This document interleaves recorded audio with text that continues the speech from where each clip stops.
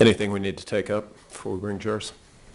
Your Honor, I want to mention we have one witness who's here who works for a funeral home in Bevel, and he is supposed to be working a funeral tomorrow. I told him I don't think we'll have any trouble reaching him, but if we were to go over for a few minutes just so we could finish him, I would very much appreciate it. So. And I don't think I'll be too. All right. Well, let's see how far we get. And, okay.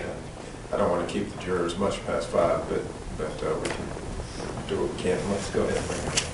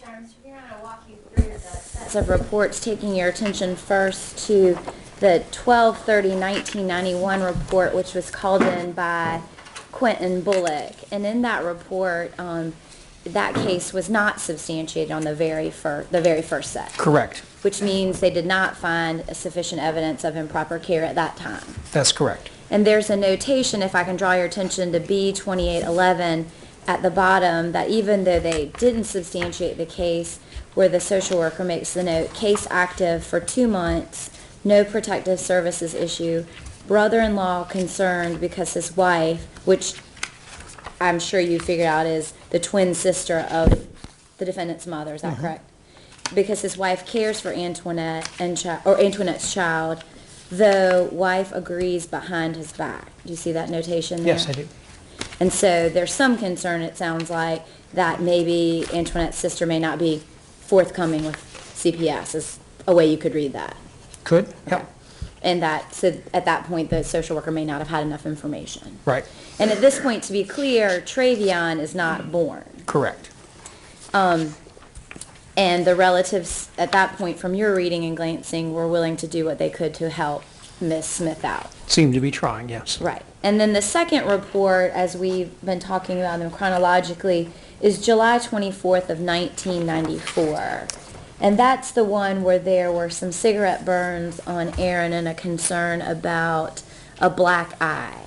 That was called in, I believe, by Miles. That was 92, not 94. Yes, sir, I'm sorry, 1992, I apologize. And there was some concerns about the cigarette burns in that case. And in that case, CPS investigated it from what we can tell, and substantiated not abuse of Aaron, the older brother, but neglect, because Mom's story didn't seem consistent with the injuries. Is that safe to say? Yes. And the social worker at that point tried his best to follow up on whatever information Mom gave about how those injuries came about. I think she gives this person that was taking care of Aaron when it happened, and the social worker can't figure out who that person is. That's or whether right. it exists. Yes. But as a result of kind of having some concerns in 1992, that social worker transferred it to a treatment worker to kind of watch over the family at that point. Yes. And this is the time frame, if I'm correct, where Miss Smith is pregnant with Travion, because we're in the latter part of 1992, Okay, and they were living in the shelter at the Salvation Army. correct. And you said one of the concerns you had with this particular case is that someone at the Salvation Army, I can't remember if it was a social worker or some sort of person who presumably worked at the Salvation Army, had maybe some concerns that Ms. Smith might be using some sort of substance because she was gone for extended periods of time. Yes, But that was the only explanation, that is, gone for periods of time, why she suspected there might be some substance abuse. right.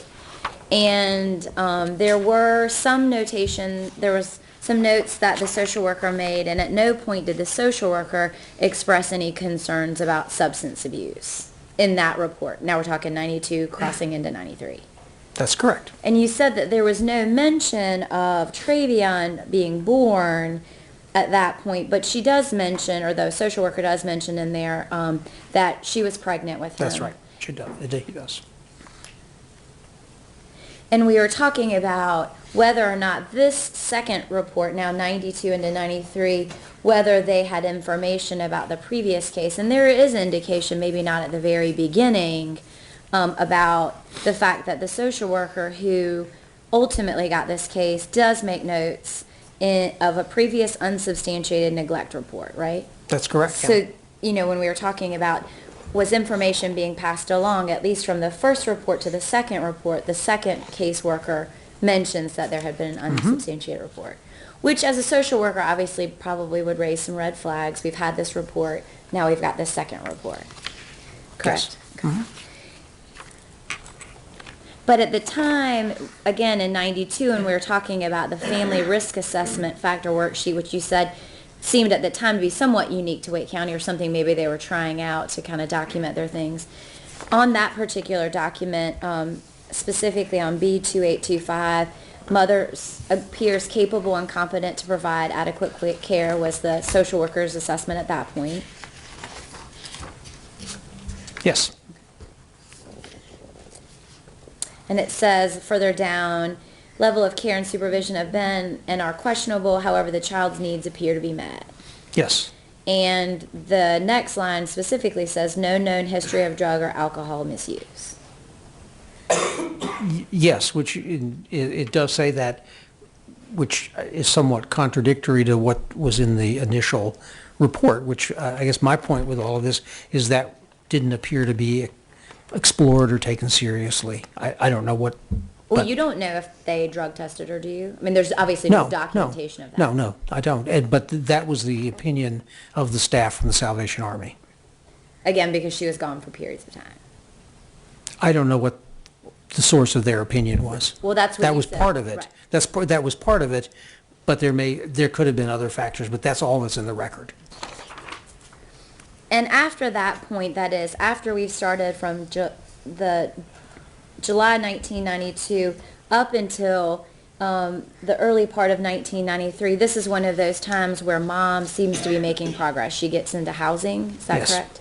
And while you say there are some portions that seem to be sparse and other portions that seem to be a little bit more detailed, you can see in this set of reports from the second finding that they had, for example, meetings with all of the people involved to kind of talk about what's going on. Is that safe to say? They did, On yes. August 31st.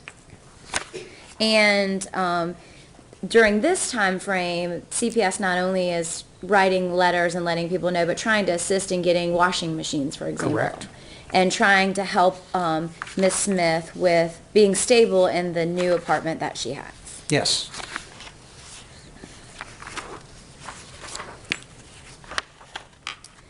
And there were some home visits, and specifically looking in March of 93, they make notes that Aaron was appropriately bonded with his mother, and I guess Travion would have been about 4 months old at this point in March.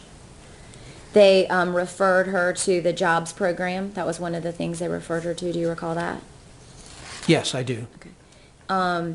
And there was some talk in that report about helping Ms. Smith with child care. Do you recall that? And they made those arrangements quite promptly. In addition, by the time this case is closed in June of 93, it was the social worker's opinion at that point that Antoinette, and I'm looking at 2846 if that helps, Antoinette Smith is motivated to become self-sufficient. She had gotten a job, and she was encouraged to participate in the MOMS program. Do you see that? I did. Okay. And so they are looking at her. She's got this new baby and have referred her to a MOMS program, which presumably is some sort of parenting program for mothers. Okay. And at that point, again, she has custody of her children. They're making recommendations, and the case is closed. At that point. Yeah, yes, she says the case is closed. And then we go to the next set of documents in that regard, and it's the October 28th, 1993 report by, I think, a combination of Miss Cannon and Miss White. Mm-hmm. And there were concerns about the home not having heat and those kinds of things. And I think your statement was the social worker essentially found the conditions to be as reported. That's correct. And your testimony, as I understood it to be, that was that it, there was concerns at the house and the clothing of the children, and you said, as I wrote down, that the bottles were crusty and had residue on them. That's my recollection. Okay. In one of those two, it had that. Do you recall the social worker just saying that they were dirty? Could be. Okay. Yes. Not crusty with residue. Okay. That's possible. And then you had some concerns as it relates to this case. And ultimately they substantiated. Again, they said, we found some concerns. Right. We want to make sure that we substantiate this case. Correct? Yes. And in this case, this is the one I think you documented that one of the concerns from Miss White was that Miss Cannon, as it relates to the call that came in, was, I'm sorry, I think I've gotten ahead of myself. But at the time that this investigation is, now we're in October of 1993, again, CPS and the social workers filled out the risk assessment factor worksheet, and Travion had already been born at this point, and the date on the factor worksheet was November 15th, 1993. So now almost a year old for Travion and a couple of years old for Aaron. Is that about right? Mm-hmm. And in that, the social worker found no concerns for physical injury. Is that correct? Looking What at page are you on? 2856.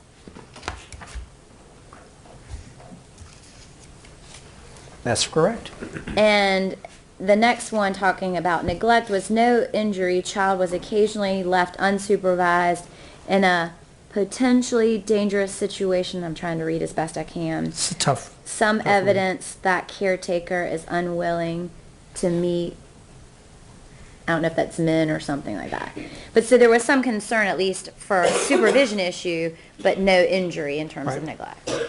And again, when you look at the history of abuse or neglect, when we're talking about whether people have passed information along, this social worker now in the third case writes previous sub-report, correct? Yes. So again, when we're talking about whether they've passed along information, it seems like this social worker is aware of the previous reports. Yes.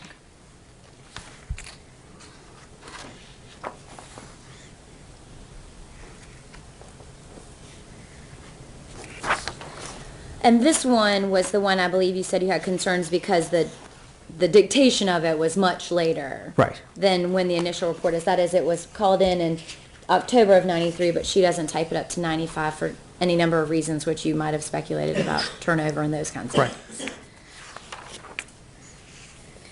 But after this case is occurred, they substantiate neglect, correct? Correct. The third one. And there are several recommendations made in this case, specifically fuel assistance. It looks like it says Gene English, and I don't know if I know exactly what that is. Exchange club, parent aid program, and daycare. So they make recommendations, including the parent aid, which again would be a parenting program to assist her with bonding with her children. Is that safe to say? Because you said that's important when you have a new child and stressor. And so again, the social worker recognizes that and recommends those services to Miss. Yeah.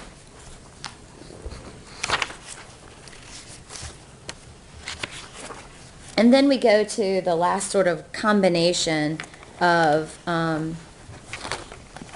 reports where I think there was some concerns about, one was closed really quickly, then one stayed for a while, but sort of conglomerating early 94 on forward. There were reports which ultimately were identified on several occasions to come in from Miss White, correct? Yes. And this is the one where they gave lots of different examples about concerns about neglect from Miss Smith in terms of beer in the bottle and those kinds of Right. things. And this is the one where you had made that you were asked about whether Miss White had witnessed Laura Cannon tearing up Pico's butt, and then the further it says complainant doesn't feel this child should be disciplined this way, and his mother, I guess Emma, mother, not around to protect him. So that was Correct. sort of the rest of the story. Yes. There. And when this case came around, the case plan was to continue CPS treatment. So there really wasn't a, we find it is or we find it isn't. Like you said, you couldn't find anywhere in the record whether we're saying, yes, this happened, or no, it didn't. Or substantiated or non-substantiated. That's right. It was non-substantiated. What I found in the record at that point, while it talked about CPS treatment continuing, there really wasn't an active treatment worker at that point. There didn't, there is a, my response at that point in time in looking at the record is that this looked like a time where there were lots of vacancies, because when there was finally a reconnection with a treatment social worker, it was somebody, the social worker acknowledged in the record that they were covering a vacant caseload. Correct, right. And so they were trying to maybe make some explanation for the gaps. Yeah. And you had talked about the fact that there had been some speed memos, and just so the jury's clear, speed memos are when you go out to a house to visit someone and they're not home, and you say, give me a call for whatever reason. Right. I don't know if that's standard or across the way, but in Wake County, It that's is. what happens. Okay. And there were a couple of times when it appears that the social worker went out to try and talk with Miss Smith and wasn't able to do that. That's correct.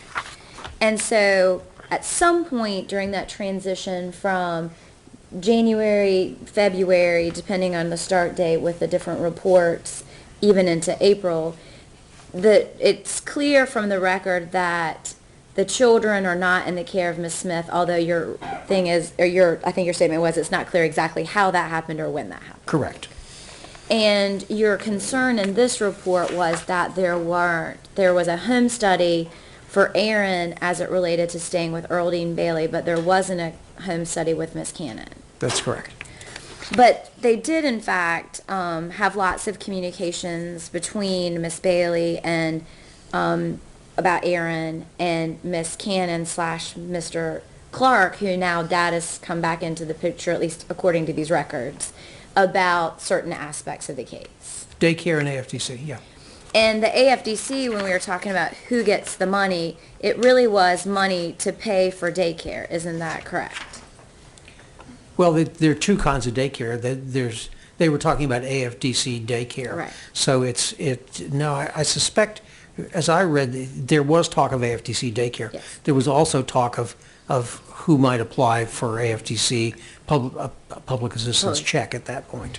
But several pages of documentation were related to the fact that Travion was in daycare Right. while he was either in the custody of Miss Cannon or Right. Mr. Clark, depending on who you sort of trust to be Right. the caregiver, and that the daycare had expressed concerns to both parents that we need to get paid for this because the Correct. money's out. And so Yes. there were lots of calls back and forth. And it appeared that the social worker, Miss Peden, to the extent that she could, was trying to help whoever had custody of Right. Travion to do that.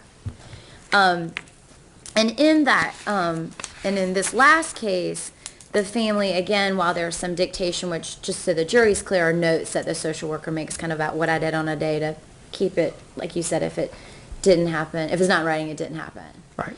But they also filled out an assessment, a family risk assessment, again, now that they've got this new set of cases on April 26th of 1995, which is close to the end of closing the case.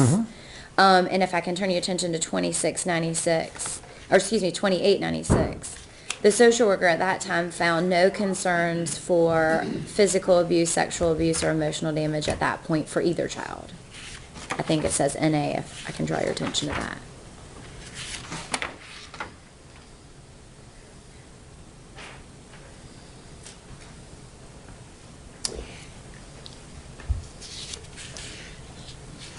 And you know,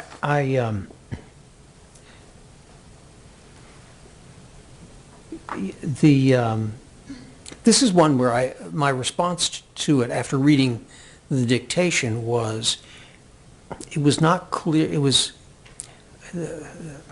not clear to me, her basis for that was some visits to the children in daycare. Well, she did visit them in daycare, that's clear. Yes, and I guess what I'm, my response to, I remember reading this and thinking, you know, I'm really glad they did this. Visiting a child in daycare is one way to see how they're doing, but they don't live in daycare.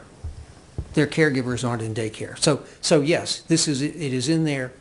My response to this was that it was, I was concerned that it didn't adequately measure risk because it only saw them in daycare. Well, but she didn't have any concerns for abuse at That's that time. correct. She did not. What And she saw was good. And she didn't have any concerns for neglect either at that Right. time. And you were talking about visiting with them only in daycare. If I can turn your attention to the second page, or page B of that assessment, when it talks about child caretaker interaction, it says children have separate caregivers. Right. Both respond well to them in separate homes. Aaron with grandmother and Travion with father and at times aunt, correct? Yes. So it was the social worker's opinion that they responded well to both of their caregivers, that is, the defendant with his father and his aunt. That was her notes. That's what her note says. Okay. Which, again, I want to just get back to, part of the reason I have doubts about this particular note is just the sourcing of it, is that how do you know that when your informant is, who is your informant on that? Well, but her testimony, or her documentation, is that the children respond well to these two individuals, correct? And yes, that's exactly what she says. And you don't know how many times if she saw them, but she made that note in her document. She did make that note.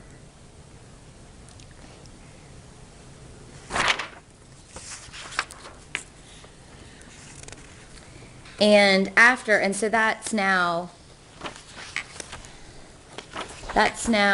April 26th of 1995 when the CPS record in this regard shuts and you weren't asked to review any additional record. Sorry, I just didn't hear April you. 26th of 1995 is when she made that assessment Yes. about bonding and not concerned about physical injury. And after that point, either there aren't records or you were not asked to review them. That's where your correct, yeah. inquiry ends. That's right when she closed the record. And to be clear, at that point, Travion's about 2.5 years old, just shy of 2.5 years old. Okay, yep. And at no point in these records did anyone document a physical injury to Travion, that is a bruise or a mark. The one that you were asked about actually was crossed out, isn't that correct? Yes. Okay. And there was some concerns for supervision and household composition that substantiated the neglect. Yes. And just to kind of summarize, in this case, at some point in those make sure I get the times right, from December of 91 until April of 95, which is 3.5 years or so. Mm-hmm. Is that right? Yes. Child Protective Services in some regard assisted her with housing. Is that correct? Yes. Okay. Assisted her with getting bedroom furniture. Mm-hmm. Assisted her with getting a washer. They also assisted her with getting fuel assistance in times when she was in need. Is that correct?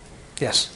They assisted her with getting or referring her to the jobs program, which presumably is to assist her in finding stable employment. Mm-hmm.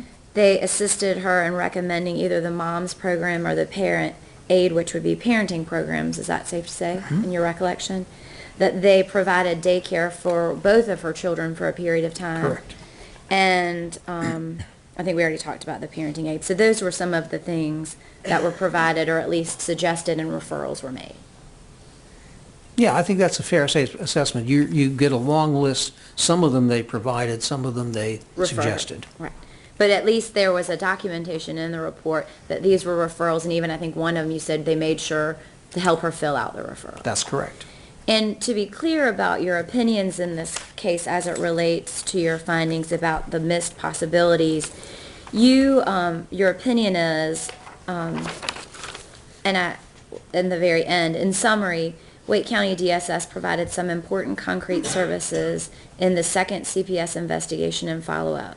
Crucial services that could have increased the capacity of Antoinette to provide safety and nurture to her children were recommended but never offered. So Yes, I think I said in my direct testimony that the particularly parent aid program and things that would the non-concrete programs that would help with bonding, with connection, with parenting ability, and then with substance abuse weren't really pursued. And your opinion is as to both of the children in her home? I'm sorry, I couldn't. Well, you say to her children, so you mean to both Travion and to Aaron? Yes. I don't have any further questions. Cross-examination? Yes. I'm sorry, redirect. Redirect. Thank you, Your Honor.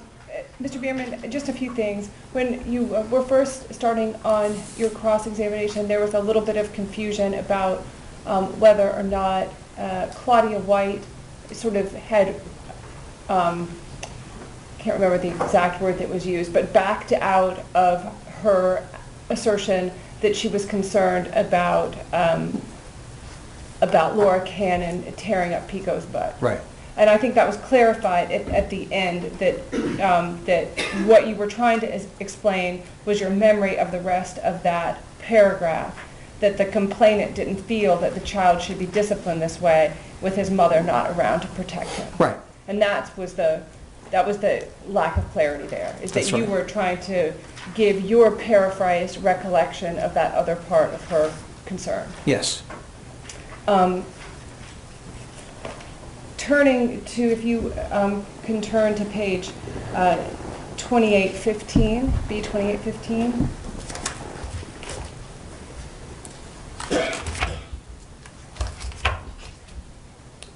Is 2815.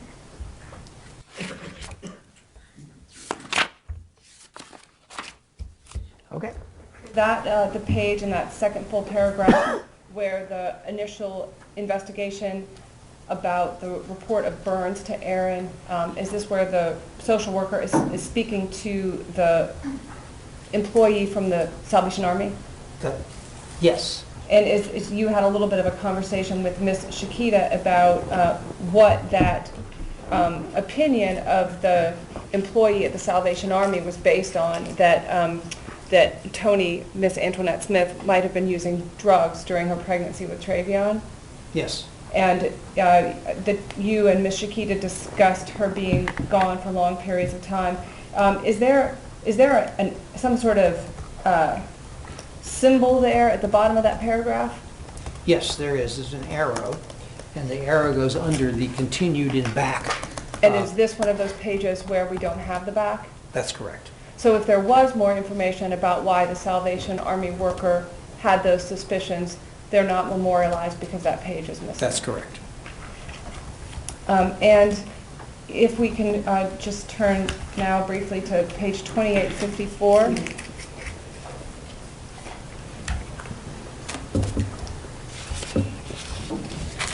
Yes. You had a conversation with Ms. Shakita about the fact that you had characterized your memory of the narrative describing the bottles in the home as being crusty. Yes, that's mine. And if you read that second full paragraph, when you read that, The second full paragraph? the second full paragraph that starts with case initiated, Oh, I was looking for case initiated. It's underlined right in front of me. But the underline distracted me. An attempted home visit was made to the Harsnip Court address provided. Home at the time were Antoinette Smith, Travion, and Aaron. The contents of the report regarding the hot water, failure to bathe, and dirty bottles became virtually apparent during my home visit. The heat was off. The oven was open and turned on as the only source of heat. This created an immediate dangerous situation for two toddlers who were very active. Ms. Smith did not have a playpen, crib, or gate for their protection. The children did need baths, and bottles being used for Travion did have a crust of old formula on them. Clothes were not washed, and Ms. Smith appeared depressed due to these problems. So is there a reference there to crusty bottles and not just dirty bottles? That's correct. And finally, you talked about the impressions of the worker who made the final decision to close the case and made those comments about Travion appearing to have positive bonding with his father and the person who the reporter believes is his aunt. Right. Can you look at page B2900?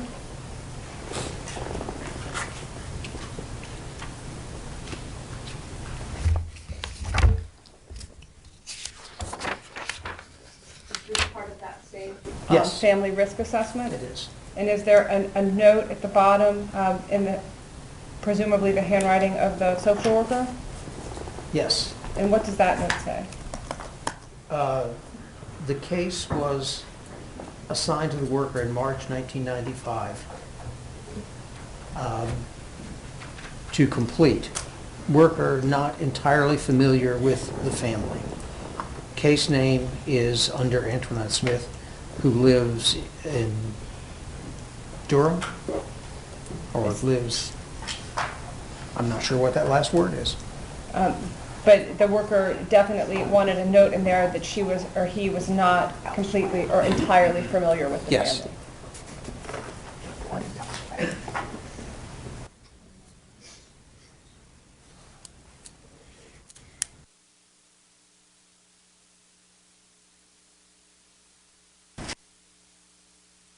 What's been marked, exhibit 17 and 18.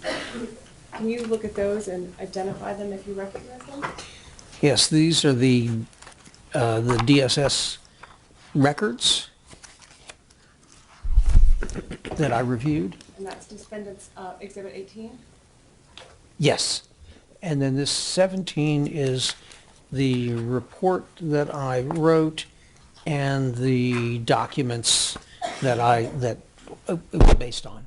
And the report that you wrote outlining the opinion that you testified Correct, about. correct. Your Honor, I would ask that these be admitted. Any objection? They are allowed. All right, any recross?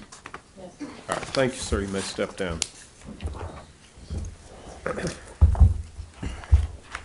It's my understanding that you want to call one further witness for this afternoon? Yeah, he will not be along. All right, so members of the jury, there's another witness who has a conflict tomorrow, and so with your indulgence, this may run us a little bit over 5 o'clock, but let's move quickly through the witness if we can. Thank you. The state will call Cory.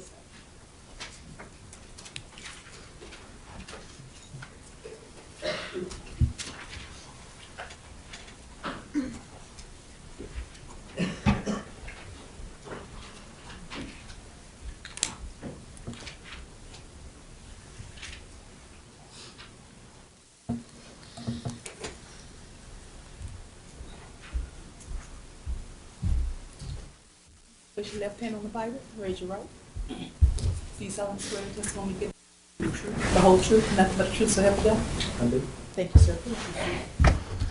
Stay. Smith, can you introduce yourself to the jury? Tell them who you are. My name is Cory Smith, and I'm Travion's older brother. And are you his very oldest brother or his second oldest brother? Second oldest.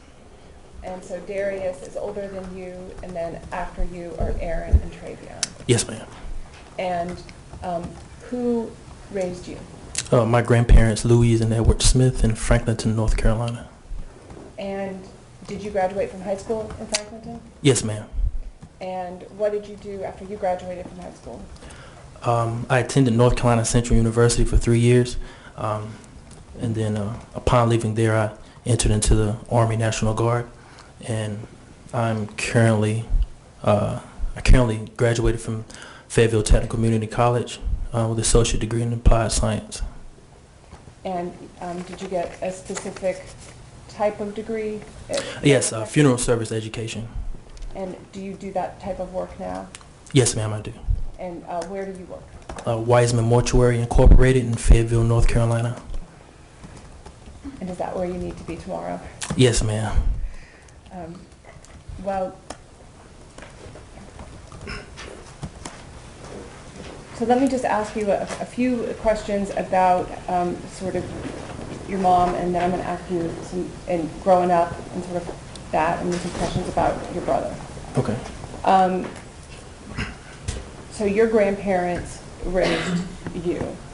How much did you see your mom when you were growing up? Very little. Years at a time, I would say, by roughly 4 or 5 years. Do you remember, or were you too young, but do you remember any time when she ever lived in the home with you? Not that I can recall, no. And what's your first memory of seeing her? Do you remember how old you were? I would say around 7 or 8. And you don't have any memories of her before that? No, ma'am, I do not. And how long do you think it was before you saw her again after you saw her when you were 7 or 8? I would say 12 or 13. 12 or 13. So when you say she was an infrequent participant in your childhood, you mean very infrequent? Yes, ma'am, I do. And you grew up with your brother Darius entirely? Yes, ma'am. And did you also see your brother Aaron some when you were growing up? Yes. And did you also see your brother Travion some when you were growing up? Yes, ma'am, I did. And did you see them about the same amount? No, I saw Aaron more. And do you know Aaron's grandmother? Yes, ma'am, I do. And does she have a relationship with your grandparents? Yes, ma'am. And would you see Aaron for holidays? Yes, ma'am. Would he come and visit other times during the year? Yes, ma'am, periodically, yes. And would he, how long would he stay when he came? Sometimes he would stay a weekend. Other times he may stay a week. No more than 5 or 7 days at a time. Would he be more likely to come when school was not in session? Yes, ma'am. This was during the summer when school was out.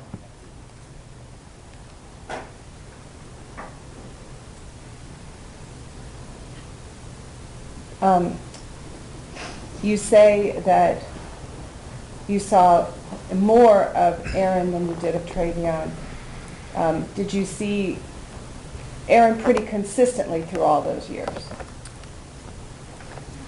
Like, would you see him every year? Yes, ma'am. Yes, ma'am, I would. And do you think you saw him, how many times a year do you think you saw him on average? Between maybe 5, 10 times maybe. And did you see Travion every year? No, ma'am, I did not. And how old were you the first time you remember being aware that Travion existed in the world? Around 7 or 8. And why did you become aware of him then? I don't quite remember how I became aware of him, but I do remember us going on vacation. The initial time where I knew that he was my brother, I couldn't tell you that because I don't remember, but I do know, remember us going on vacation. So, and did your grandparents take you and Darius on vacation often? Yes, ma'am, every year. And what kind of work did your granddad do when you were growing up? He was a truck driver, 18-wheeler, big rig driver. And what kind of work did your grandmother do? Electronics. Did she, did she work in some sort of factory environment? Yes, ma'am. Flextronics, and what they did was put circuit boards together for like gaming systems and computers. And she stayed there until she retired? Yes, ma'am, she did. And so they were able to take you and Darius on vacation every year? Yes, ma'am. And would Aaron sometimes come with you on those vacations? Yes, ma'am. And did Travion come on those vacations at least once, you've told us? Yes, ma'am. Mm-hmm. And how many times do you remember Travion coming? From what I can remember, 3. And the first time you remember him was one of those family vacations? Yes, ma'am. And what, if you remember that first time meeting him, how did he seem? What sort of things seemed to make an impression on him? He was quiet, and he was kind of just taking it all in. I can tell it was something that he wasn't used to, but for the most part, he was just quiet. To sum it all up, he was just quiet and kind of bashful, kind of shy. From what I can remember, that's all I can remember. And when you say he was kind of just taking it all in, what kinds of things would you do that he seemed to really be struck with? As far as like vacation or just in Anything. general? Something as simple as going out to eat to a restaurant, or getting sweets, getting ice cream or something like that. I can tell it wasn't something he was quite used to. And do you remember anything about his appearance that was striking to you as a kid? I could tell that he was less fortunate than me and my older brother. He was not very well kept as me and my brother Darius was. And by that, what things, do you remember things about his appearance that gave you that impression? It was mainly just clothes he wore seemed too big. Wasn't very clean. The clothes he wore wasn't very clean either. Did he seem cared for? No, ma'am, he did not. When he would come, would he sometimes spend the night? Did he ever spend the night at your grandmother's? Yes, ma'am, he did. Did he ever bring a suitcase? No, ma'am, not that I can remember. Did he bring a change of clothes? No, ma'am, not that I can remember. Do you remember him ever bringing any toys or any thing he would sleep with or seemed attached to? No, ma'am. Did he seem to have been taught sort of the basic stuff about hygiene that other kids would know by that age? No, ma'am.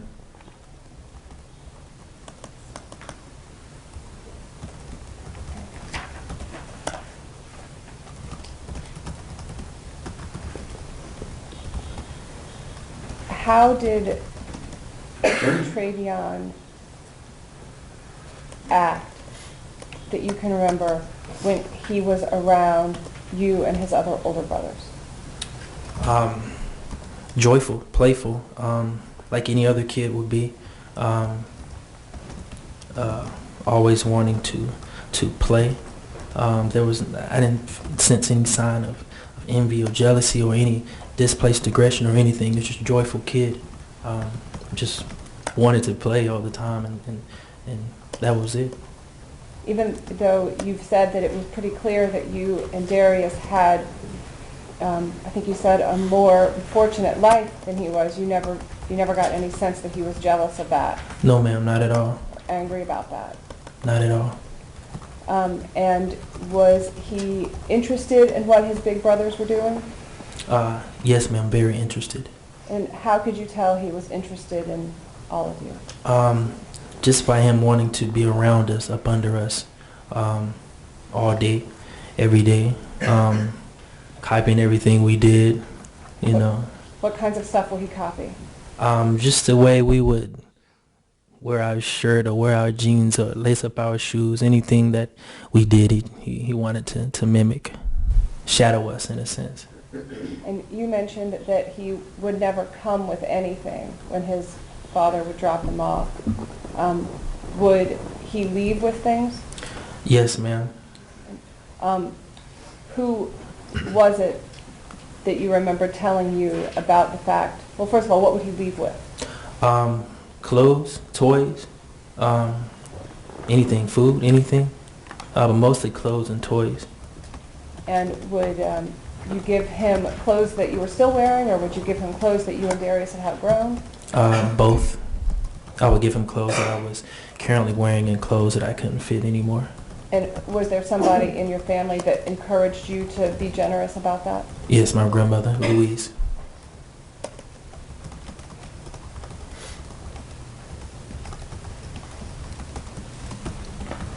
Do you remember there ever being a time that your grandmother wanted you to give him something that you didn't want to give him? Yes, it was one particular time where it was a trophy that I had got from playing rec football in football league that my grandparents signed us up for, and it was a particular time he stayed with us a couple of days, and he asked every day could he have it, and she made me give it to him, and so I did. And did Travion like to play sports? Yes, when he was with us, we played like football on a trampoline or football in the backyard, basketball. And was that one of the things he seemed to enjoy? Oh, yes, ma'am. And so your grandmother made you give him your rec sports trophy. Yes, ma'am. And what kind of impact, how did Travion react to getting that trophy?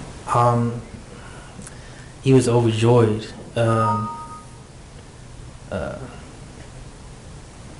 As if he never ever received anything before. He was very happy to receive that, and I didn't understand at the time, but now I understand why he was happy, and I could tell that it meant a lot to him. And you can understand that better now. Why? Because at the time I didn't understand. I was a kid myself, so I didn't understand. You know, to me it was just something I was used to, but I could tell that it wasn't something that he was used to. Sort of like ice cream or going out to dinner. It wasn't anything that was a big deal to you. Right. But it was clearly a big deal to him. Yes, ma'am. And do you wish that you had been able to see more of your brother Travion when you were growing up? Yes, ma'am, every day. And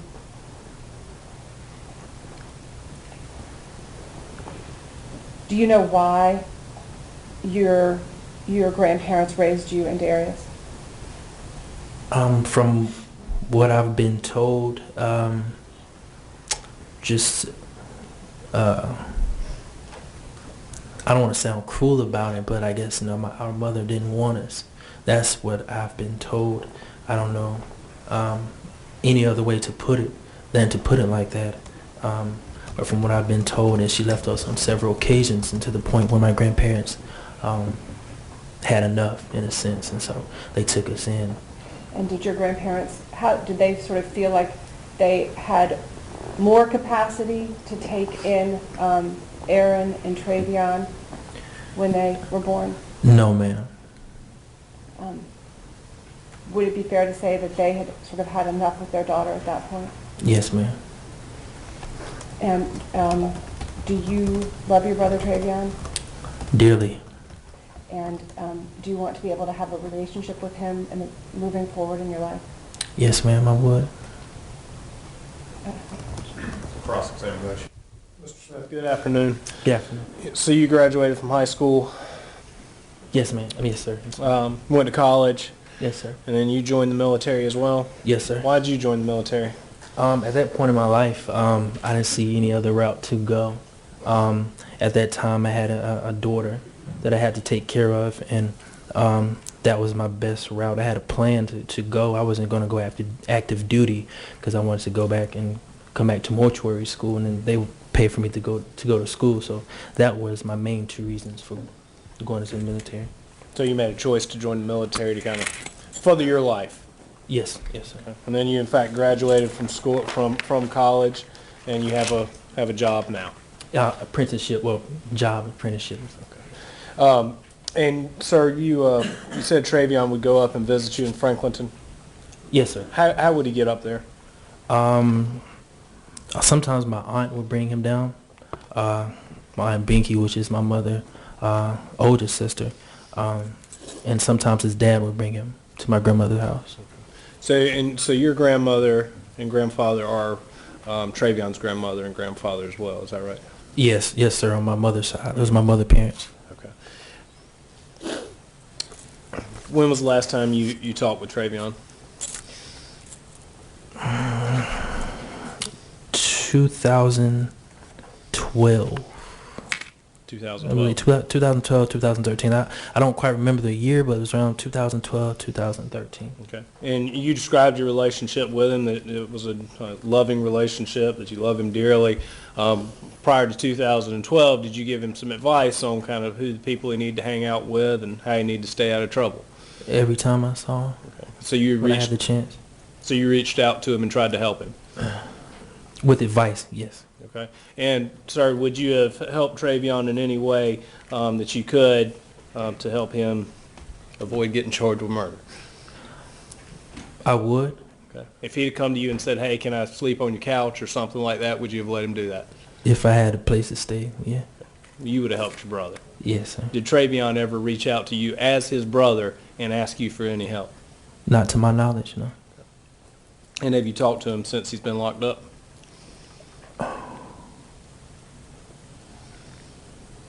Once that I can remember. I believe once or twice. Did you call him or go visit him? On the phone. On the phone. Thank you. I don't have any further questions. Redirect. You were living in Fayetteville in 2013? Yes, ma'am, I was. And was your brother Aaron living in Florida, or was he deployed at that time? I'm not sure. I think he was living in Florida. Jacksonville, Florida, I believe. All right, thank you, sir. You missed that. All right, thank you. All right, ladies and gentlemen, we'll recess for the afternoon. At this time, resume tomorrow morning at 9:30. Please recall all the rules and instructions. Don't talk among yourselves or with anyone else about the case. Don't form or express opinions about the outcome. No media or independent investigation in these matters, and no conversation or communication with parties, witnesses, or lawyers. If you leave your notepads in your chairs, we'll see you at 9:30 tomorrow morning in the deliberation room. Everyone else, please remain seated, please.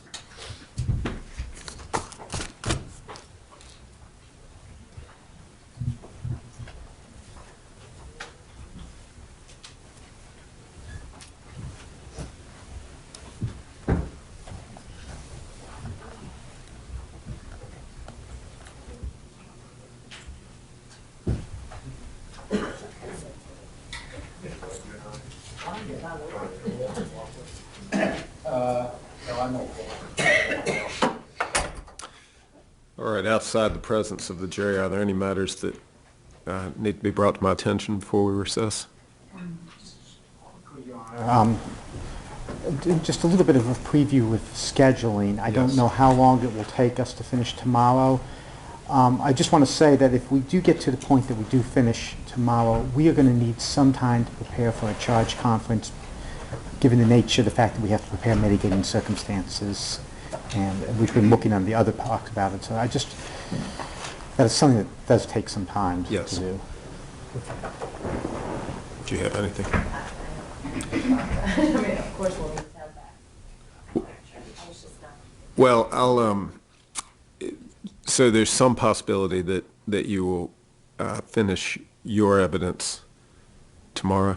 I think there's the possibility. I always hate to make predictions like that, given the nature of it, but it does seem at least certainly possible. And if that is so, we will not be having prepared mitigation.